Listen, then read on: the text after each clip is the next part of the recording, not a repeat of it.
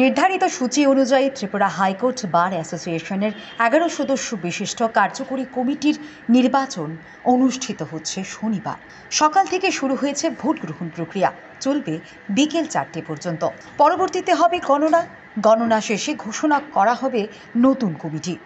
মোট 11টি আসনের জন্য 27 জন প্রতিদ্বন্দ্বিতা করছে। এই নির্বাচন সম্পর্কে বিস্তারিত জানালেন রিটার্নিং অফিসার আইনজীবী নেপাল মজুমদার।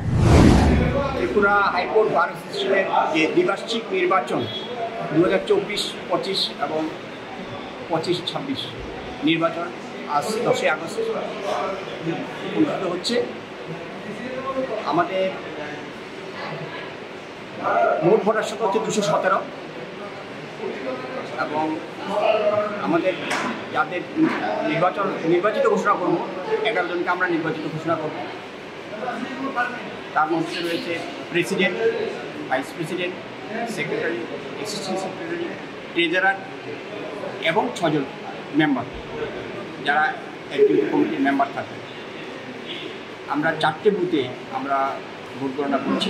4টে বুথে প্রত্যেকটা বুথে মানে 1 নম্বর, 2 নম্বর, 3 নম্বর বুথে ভোটার হচ্ছে 55 জন, আর 4 নম্বর বুথে ভোটার হচ্ছে 52 জন, সর্বমোট 252 জন।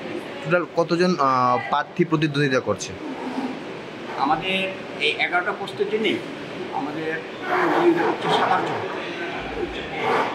এখন পর্যন্ত প্রক্রিয়া কীরকম চলছে? এখন পর্যন্ত শান্তিপূর্ণভাবে চলছে এবং যে নির্দেশিকা দেওয়া হয়েছে ভোটের নিয়মকানুন অনুসারে প্রত্যেকটা ভোটার এই নির্দেশিকা মেনে ওনাদের মোবাইল এবং পেন এবং যেটা আমরা মোবাইল পেন বলি সেটাও বাইরে রেখে এসেছে।